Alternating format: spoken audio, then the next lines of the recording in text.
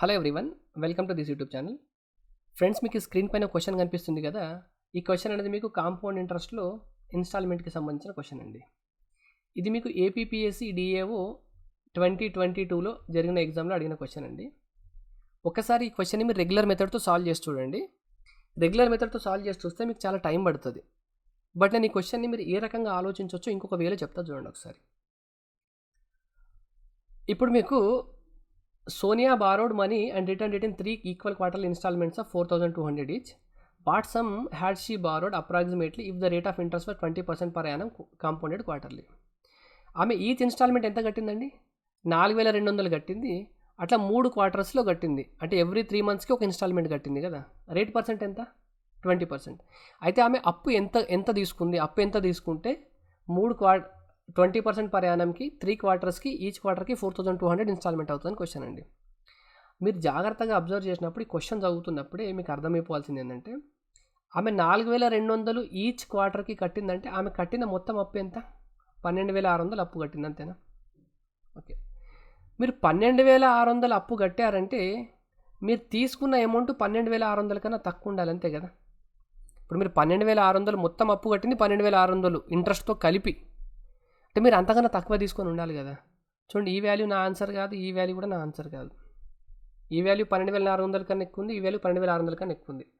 అంటే ఇప్పుడు ఈ డిఫికల్ట్ క్వశ్చన్కి కూడా మీరు ఏం చేసినారు? ఇప్పుడు ఎలిమినేట్ అయిపోయింది కదా, 2 ఆప్షన్స్ ఎలిమినేట్ అయిపోయినాయి.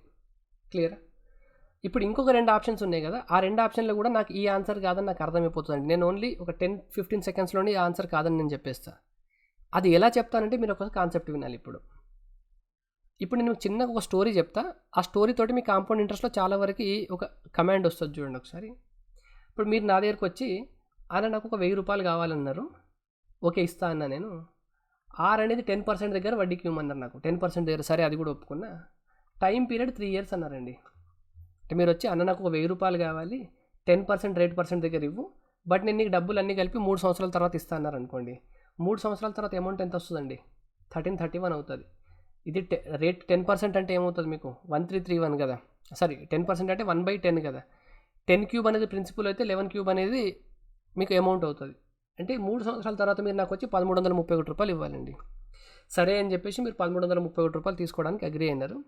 బట్ కొద్దిసేపు తర్వాత మళ్ళీ ఏమన్నారంటే, అన్న నేను 1,331 రూపాయలు ఒకటేసారి ఇస్తానో లేదో 3 సంవత్సరాల తర్వాత, సరే నీకు ప్రతి సంవత్సరం కొంత అప్పు తీర్చేస్తా అని అన్నారు. సరే, సంవత్సరానికి ఎంత తీర్చాలి చెప్పు, ఇప్పుడు నాకు 1,000 రూపాయలు ఇచ్చేసే అంటే, నేనేమన్నానంటే, సరే తమ్ముడు ఏముంది, 1,331 కట్టాలి కదా నువ్వు, బై 3 చేసుకో. ఎంత వస్తుంది నాకు? 400, 3 4 400 4 ఒక 443 ఇచ్చేసే అన్న. నువ్వు ఎట్లాగో నాకు 3 సంవత్సరాల తర్వాత 1,331 ఇవ్వాలి కదా, దాన్నే బై 3 చేసుకో, 433 ఇచ్చేసే అన్న. ఇప్పుడు ఇచ్చేయమంటే ఇప్పుడు నేను మీకు మంచి చేసినట్ట చెడు చేసినట్ట? నేను మీకు చెడు చేసినట్టు. ఎందుకంటే చూడండి, ఇప్పుడు ఇది నమ్మి కనుక మీరు నాకు 433 రూపీస్ ఇచ్చేసారనుకోండి. ఇప్పుడు నాకు ఫస్ట్ ఇయర్లో 433 రూపీస్ ఇస్తారు, సెకండ్ ఇయర్లో 433 రూపీస్ ఇస్తారు, థర్డ్ ఇయర్లో 433 రూపీస్ ఇస్తారు. ఇప్పుడు నేనేం ఖాళీగా ఉంటాను కదా, నేను చేసేదే వడ్డీ వ్యాపారం కదా. నాకు ఫస్ట్ ఇయర్ చివరిలో వచ్చిన 433 రూపాయలని నేను మళ్ళీ వడ్డీకి ఇచ్చుకుంటా కదా. మీకు ఇంతకుముందు ఏ రేట్కి ఇచ్చానో అదే రేట్కి నాకు వడ్డీకి ఇచ్చుకుంటే నాకు ఇంకా 2 సంవత్సరాలు ఉంది కదా. ఈ 2 సంవత్సరాలు నాకు 2 yearsకి ఎంతో కొంత ఇంట్రెస్ట్ వస్తుంది కదా.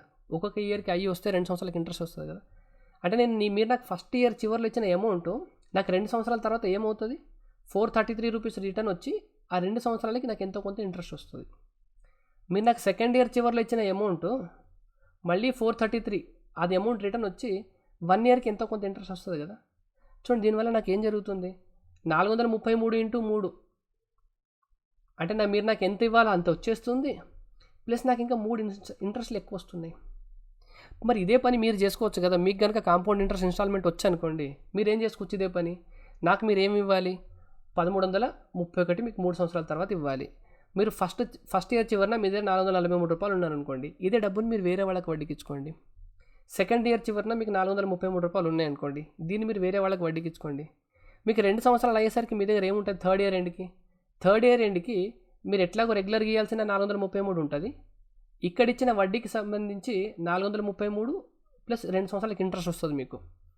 ఇక్కడిచ్చిన 433 అంటే ఈ అమౌంట్కి 433 ప్లస్ 1 year ఇంట్రెస్ట్ వస్తుంది కదా. ఈ 3i అమౌంట్ని మీరు మీ జేబులో వేసేసుకోండి. ఆయనకు 1331 ఇచ్చేసేయండి, అయిపోతుంది కదా. అంటే దీన్ని బట్టి మీకు ఏం అర్థం కావాలంటే, మీరు ఏదైనా ఒక ప్రిన్సిపల్ తీసుకొని 3 ఇయర్స్ తర్వాత టోటల్ అమౌంట్ ఎంత అవుతుంది, ప్రిన్సిపల్ ప్లస్ ఇంట్రెస్ట్ 3 ఇయర్స్కి క్యాలిక్యులేట్ చేసి ఫైనల్ అమౌంట్ ఎంత వస్తుంది, దాన్ని కనుక మీరు టైం పీరియడ్తో డివైడ్ చేశారనుకోండి, దాన్ని కనుక అంటే మీ అమౌంట్ బై టైం పీరియడ్ చేస్తే వచ్చే వాల్యూ కనుక ఇన్స్టాల్మెంట్ అన్నారనుకోండి, అది మీకు నష్టం.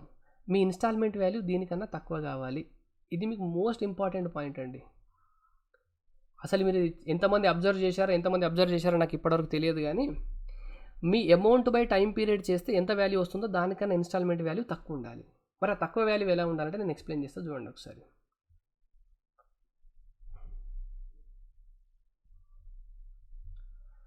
ఇప్పుడు చూడండి, ఇప్పుడు నాకు మీరు 433 రూపీస్ కనుక ఇచ్చారనుకోండి, 433 ఇస్తే మీకు నష్టం కదా. అట్లా కాదనుకొని ఒక అండర్స్టాండింగ్ వద్దాం. ఎలా అండర్స్టాండింగ్ వద్దామంటే, సర్లే ఇప్పుడు మీరు నా దగ్గర తీసుకుంటున్నారు, సరే తమ్ముడు అనుకో, నేను ఏం చేస్తానంటే ఒక X రూపీస్ ఇవ్వమని చెప్తాను. నేను ఏదో ఒక క్యాలిక్యులేట్ చేసుకుంటాను నా మనసులో, సరే తమ్ముడు ఒక X రూపీస్ ఇచ్చేసేయమని చెప్తాను. ఈ X రూపీస్కి నేను ఎవరికో 2 ఇయర్స్కి బయట ఇంట్రెస్ట్ ఇచ్చుకుంటా. నాకు X రూపీస్ మీద నాకు 2i ఇంట్రెస్ట్ వస్తుందా? మీరు నాకు సెకండ్ ఇయర్ చివరిలో ఎంతో కొంత ఇంట్రెస్ట్ ఇస్తారు కదా, దీని మీద నాకు ఒక 1 ఇయర్ ఇంట్రెస్ట్ వస్తుందా? ఇప్పుడు నాకు ఏం కావాలి, నాకు 3 సంవత్సరాల తర్వాత 1331 రూపాయలు రావాలి. మీరు ఇవ్వాల్సింది 3 సంవత్సరాల తర్వాత 1331 కదా. మీరు 433 ఇస్తే మీకు లాస్ అవుతుంది. సరే నేను ఇప్పుడు మంచోన్ని అయ్యాను అనుకోండి, సరే తమ్ముడు నువ్వు నాకు 433 ఇస్తే నీకు లాస్ అవుతుంది, కొంత అమౌంట్ ఇవ్వమని నేను క్యాలిక్యులేట్ చేసి ఒక X అనే అమౌంట్ చెప్తాను ఆయనకి. ఆ Xని నేనేం చేసుకుంటానంటే నేను బయట 2 ఇయర్స్కి ఇంట్రెస్ట్ ఇచ్చుకుంటా, సెకండ్ ఇయర్ చివరిని వచ్చిన Xకి నేను 1 ఇయర్కి ఇంట్రెస్ట్ ఇచ్చుకుంటా, థర్డ్ ఇయర్ Xకి నేను ఎట్లాగో ఇవ్వలేను ఎందుకంటే అదే లాస్ట్ ఇన్స్టాల్మెంట్ కాబట్టి. ఈ రకంగా నాకు ఎంత అవుతుందండి, 3x + 3i అవుతుందా? నాకు ఈ 3x + 3i 1331 అయితే నాకు సరిపోతుంది కదా. ఇప్పుడు నాకు లాస్ లేదు, మీకు లాస్ లేదు. నేను మీకు 1000 ఇస్తే 3 సంవత్సరాల తర్వాత నాకు 1331 రావాలి. మీరు ఇన్స్టాల్మెంట్ కడుతున్నారు, సరే ఆ కట్టింది నేను మీకు ఎంత రేట్కి ఇస్తున్నానో అదే రేట్కి బయటకి ఇచ్చుకుంటా. సో ఫస్ట్ ఇన్స్టాల్మెంట్ మీద 2 ఇంట్రెస్ట్ వస్తాయి, సెకండ్ ఇన్స్టాల్మెంట్ 1 ఇంట్రెస్ట్ వస్తుంది.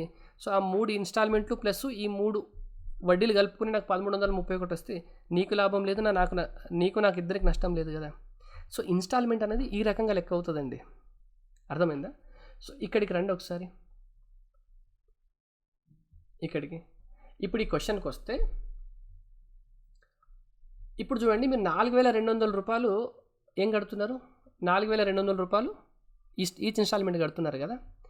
20% పర్ యానం కదా, 20% పర్ యానం అంటే ఈచ్ క్వార్టర్కి ఎంత అవుతుంది, 5% అవుతుంది. అంటే ఇప్పుడు మీకు 4200 కడుతున్నారు కదా. ఇప్పుడు ఈ 4200 మీద మీరు ఎంత వడ్డీ వస్తుంది చెప్పండి. నేను 20% పర్ యానం అంటే 5% పర్ క్వార్టర్ కదా. 5% అంటే ఎంత అప్రాక్సిమేట్లీ చెప్పండి నాకు, ఓవరాల్గా చెప్పకండి. 10% కదా. 4200 ఎంత అండి, ఒక 420 వడ్డీ వస్తుంది. దీనికి మళ్ళీ 1 ఇయర్కి ఎంత వడ్డీ వస్తుంది, 5% కదా, ఒక క్వార్టరే ఉంది కదా, 210 వడ్డీ వస్తుంది. అంటే ఓవరాల్గా మీరు ఎంత అప్పు తీర్చినట్టు, 12600కి ఇంకొక 630, అప్రాక్సిమేట్లీ 13230 వడ్డీ తెచ్చినట్టు కదా. ఇది మీకు సాల్వ్ చేస్తున్నప్పుడు మీకు అర్థమైపోతుందండి. అంటే 4200 కనుక మీకు ఈచ్ ఇన్స్టాల్మెంట్ కనుక తీసుకుంటే మీరు ఎంత అమౌంట్ని ఫైనల్గా వడ్డీ తీరుస్తున్నారంటే 12600 అయిపోతుంది. మీకు ఈచ్ క్వార్టర్కి 5% కాబట్టి ఫస్ట్ దాని మీద 10% వస్తుంది, నెక్స్ట్ దాని మీద 5%, ఓవరాల్గా మీకు 15% వస్తుంది. 4200 మీద 15% ఎంత, 400, 200, 600, 20, 10, 30 అయిపోయిందా. అంటే మీకు 13300 మీరు వడ్డీ మొత్తం కడుతున్నారు, 13230 వరకు. అదే కనుక మీరు ఇప్పుడు ఈ 12000 కనుక మీరు వడ్డీకి తీసుకుంటే మీరు 3 సంవత్సరాల తర్వాత ఎంత కట్టాలి, 15% ఎంత దీంట్లో, 15 కదా. అంటే 3 క్వార్టర్స్కి 15% అవుతుంది. సింపుల్ ఇంట్రెస్ట్, కాంపౌండ్ ఇంట్రెస్ట్ అయితే 15 కన్నా కొంచెం ఎక్కువ అవుతుంది. నేను సింపుల్ ఇంట్రెస్ట్ క్యాలిక్యులేట్ చేస్తేనే 1200 + 600, 1800 అంటే 13800 అప్పు కట్టాలి. ఇది నా ఆన్సర్ కాదు. ఒకవేళ నా కాంపౌండ్ ఇంట్రెస్ట్ ఇన్స్టాల్మెంట్ 4200 అనుకుంటే మీరు కట్టే అప్పు ఎంత అవుతుంది 3 సంవత్సరాల తర్వాత, 13230 అవుతుంది, అంతేనా. అప్రాక్సిమేట్లీ 13230 అవుతుంది. బట్ మీరు 12000 తీసుకుంటే మీరు ఫైనల్గా కట్టే అప్పు ఎంత కట్టాలి, 13280 కట్టాలి, 13800 కన్నా కొంచెం ఎక్కువ కట్టాలి. అంటే ఇది మీ ఆన్సర్ కాదని అర్థమైపోతుంది. అంటే ఇప్పుడు నేను ఎక్స్ప్లెయిన్ చేయడానికి మీకు 7-8 మినిట్స్ పట్టిందో, ఎంత పట్టిందో మీరు చూసినప్పుడు మీకు అర్థం కావాలి. 4200 రూపాయలు మీరు ఈచ్ ఇన్స్టాల్మెంట్ కడుతున్నారంటే 12600 రూపాయలు మీరు అప్పు కడుతున్నారు. 12,600 అప్పు కడుతున్నారంటే మీరు తీసుకున్న అప్పు వాల్యూ అంటే ప్రిన్సిపల్ వాల్యూ 12,600 కన్నా తక్కువ ఉండాలి. 2 ఆప్షన్స్ ఎలిమినేట్ అయిపోయినాయి. ఇంకేం మిగిలింది ఉంది? 12,000 ఉంది, 11,437 ఉంది. 4,200 ఈచ్ ఇన్స్టాల్మెంట్ కడుతున్నారంటే మీరు ఫైనల్గా ఎంత అప్పు కట్టినట్టు అప్రాక్సిమేట్లీ ఈచ్ క్వార్టర్కి 5% కదా.